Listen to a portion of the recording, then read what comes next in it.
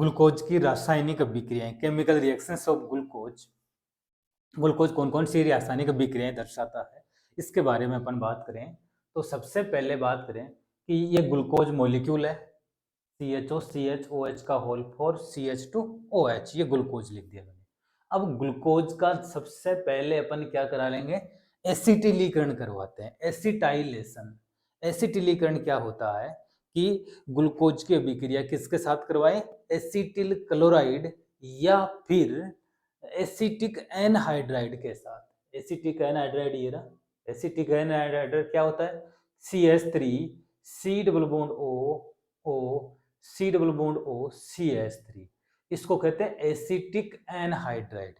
तो acetic anhydride के साथ जब अभिक्रिया करवाते हैं तो इसके अंदर ये बॉन्ड यहां से ब्रेक हो जाता है, तो यहां माइनस और यहाँ पे प्लस। ऐसे ही ग्लूकोज में हाइड्रोक्सी जो समूह होता है वो क्या करेगा, यहां से ये बॉन्ड ब्रेक होगा, तो OH माइनस कार्बन पे प्लस। तो इस प्रकार से ग्लूकोज पेंटा एसीटेट, 5 एसिटिल समूह ग्लूकोज से जुड़ जाते हैं, क्योंकि 5 OH समूह है, 4 और 1 5, तो ग्लूकोज पेंटा एसीटेट बन जाता है, जो ये दर्शाता है कि ग्लूकोज में 5 हाइड्रोक्सी समूह पाए जाते हैं। क्लियर। नेक्स्ट जो अभिक्रिया है PCl5 के साथ, PCl5 PCl3 या थायोनिल क्लोराइड, ये सब अल्कोहल में पढ़ते ही हैं अपन, तो इससे OH समूह हट जाता है और हेलोजन जुड़ जाता है। तो PCl5 के साथ 5 OH समूह हैं तो 5 Cl जुड़ गए, तो पेंटाक्लोरो ग्लूकोज का निर्माण होता है। क्लियर। तो ये बन गया पेंटाक्लोरो ग्लूकोज। नेक्स्ट है ईथरीकरण, मतलब ईथर का निर्माण, ये इंपॉर्टेंट है। ग्लूकोज से ईथर कैसे बनाते हैं, कई बार एग्जाम से पूछा जाता है। तो ग्लूकोज की अभिक्रिया, reagent important, dimethyl sulphate CH3 का होल ट्वाइस SO4। तो ग्लूकोज की अभिक्रिया डाईमेथिल सल्फेट के साथ करवाते हैं तो ईथर का निर्माण होता है, जिसको अपन क्या कहते हैं, पेंटामेथिल ग्लूकोज। तो ये मेथॉक्सी समूह जुड़ जाते हैं, तो इस प्रकार से ईथर बनती है। तो यह अभिक्रियाएं ध्यान रखना है। इसके अलावा नेक्स्ट अभिक्रिया की बात करें अपन, नेक्स्ट अभिक्रिया है ऑक्सीकरण। ग्लूकोज का ऑक्सीकरण करते हैं, जैसे ग्लूकोज CHOH का होल 4 और CH2OH, ये मैंने लिख दिया ग्लूकोज। अब इसका ऑक्सीकरण, जब ऑक्सीकरण ब्रोमीन जल के साथ करवाते हैं, Br2+H2, इसको कहते हैं, क्या कहते हैं इसको, ब्रोमीन वाटर, ब्रोमीन जल। तो ब्रोमीन जल के साथ अभिक्रिया करवाते हैं तो यह ऑक्सीकारक होता है। एल्डिहाइड समूह का क्या हो जाएगा, ऑक्सीकरण। एल्डिहाइड के ऑक्सीकरण से क्या बनता है, कार्बोक्सिलिक समूह, तो ये बन जाएगा COOH, बाकी एच CHOH का होल 4 CH2OH, इसको कहते हैं ग्लूकोनिक अम्ल। तो ग्लूकोज का ऑक्सीकरण जब ब्रोमीन जल से करवाते हैं तो ग्लूकोनिक अम्ल का निर्माण होता है। क्लियर। नेक्स्ट अपन बात करें, यदि प्रबल ऑक्सीकारक लेते हैं, जैसे कंसंट्रेट HNO3 या कंसंट्रेट H2SO4, इस प्रकार से स्ट्रॉन्ग ऑक्सीडाइजिंग एजेंट,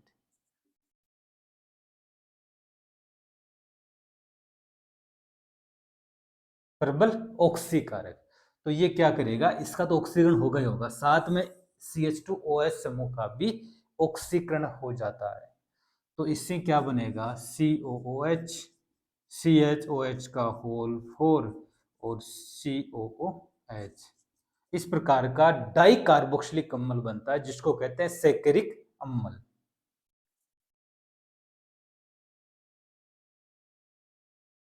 तो सैकरिक एसिड का निर्माण होता है।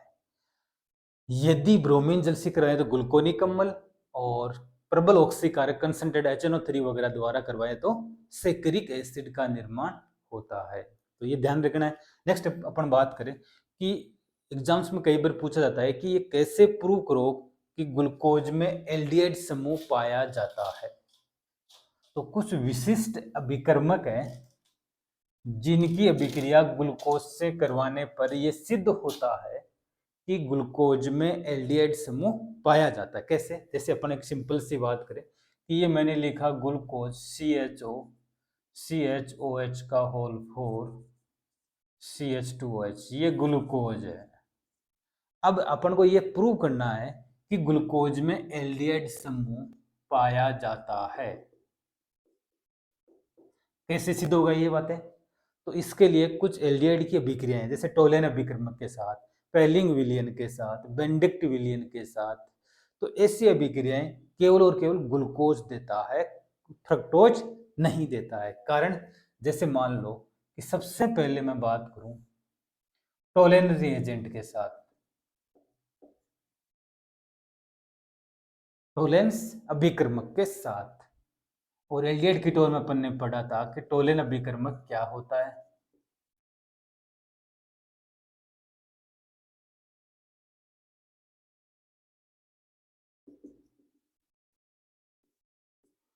AgNO3 plus NH4OH अमोनिकृत silver nitrate का विलयन टोलेन अभिकर्मक कहलाता है। क्लियर? और ये ऑक्सीकारक होता है, तो इसका एल्डिहाइड का ऑक्सीकरण कर देगा किसमें? कार्बोक्सिलिक अम्ल में। तो ये ऑक्सीकारक है, तो CHO समूह COOH समूह में ऑक्सीकृत कर देता है, तो क्या बन जाएगा? ग्लूकोनिक अम्ल प्लस Ag का रजत दर्पण प्राप्त होता है, सिल्वर मिरर टेस्ट प्राप्त होता है, जिससे अपन पहचान लेंगे कि इसमें एल्डिहाइड समूह उपस्थित है। जैसे अपन ने एल्डिहाइड लिया, थोड़ा सा इसमें टोलेन अभिकर्मक डाला, जैसे डालेंगे तो सिल्वर का व्हाइट प्रेसिपिटेट प्राप्त होगा, जिससे टेस्ट होता है कि इसमें क्या उपस्थित है? एल्डिहाइड समूह उपस्थित है। नेक्स्ट, पेलिंग विलियन के साथ, पेलिंग विलियन क्या होता है ये अपन ने पढ़ा कि रोसेल लवण और सोडियम पोटेशियम टार्ट्रेट का मिश्रण होता है, जिसको अपन क्या कहते हैं? पेलिंग विलियन। ये भी ऑक्सीकार्य करता है, इसका क्या कर देगा? ऑक्सीकरण, और वही फिर क्या बन जाएगा? ग्लूकोनिक अम्ल।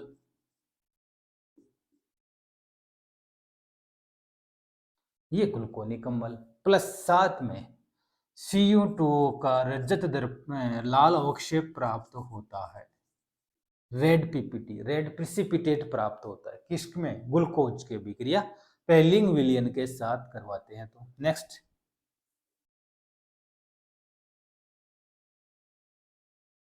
यदि HCN के साथ, हाइड्रोजन साइनाइड के साथ, HCN H प्लस और Cn माइनस ग्लूकोज में एल्डिहाइड समूह होता है, और एल्डिहाइड समूह में कार्बोनिल ग्रुप होता है CO समूह, जो क्या देता है? नाभिक स्नेही योगात्मक अभिक्रिया, न्यूक्लियोफिलिक एडिशन रिएक्शंस।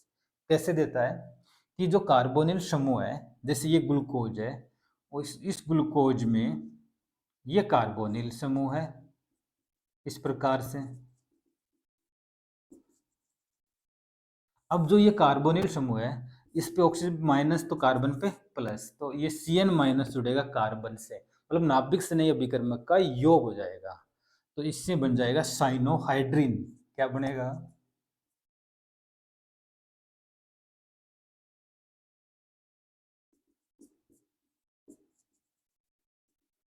इस प्रकार का कंपाउंड बनता है, जिसको क्या कहते हैं? साइनोहाइड्रिन।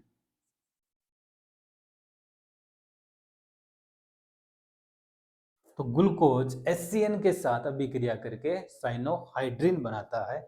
इसी प्रकार हाइड्रोजीन के साथ अभिक्रिया करके हाइड्रोजोन बनाता है। हाइड्रोजीन NH2 तो इसके साथ अभिक्रिया करके ग्लूकोज क्या बनाता है? हाइड्रोजोन बनाता है। तो इस प्रकार से यह अभिक्रिया ये दर्शाती है कि ग्लूकोज में एल्डिहाइड समूह पाया जाता है। नेक्स्ट है ओसाजोन का निर्माण। बहुत इंपॉर्टेंट अभिक्रिया है कि ओसाजोन का निर्माण कैसे होता है। तो ग्लूकोज फेनिल हाइड्रोजीन के साथ अभिक्रिया कर ओसाजोन का निर्माण करता है। अब ये फेनिल हाइड्रोजीन क्या होती है, तो इसको ध्यान से समझना, इंपॉर्टेंट अभिक्रिया कि ये अपने ले लिया glucose, C double bond O, फिर है सी एच ओ एच का होल 4 और C H two O H, ये ग्लूकोज है। इस ग्लूकोज की अभिक्रिया फेनिल हाइड्रोजीन के साथ, फेनिल हाइड्रोजीन होता है NH2 NH C6H5, इसको कहते हैं फेनिल हाइड्रोजीन। तो ग्लूकोज फेनिल हाइड्रोजीन के साथ अभिक्रिया कैसे करता है, यहां से ऑक्सीजन और यहां से H2 जल का मॉलिक्यूल अलग हो जाता है, और जैसे ही वाटर मॉलिक्यूल हटेगा तो क्या कंपाउंड बनेगा, यहाँ पे ये N समूह जुड़ जाएगा, तो CH double bond N NH, फिर C6H5 एज इट इज है ही, फिर है CH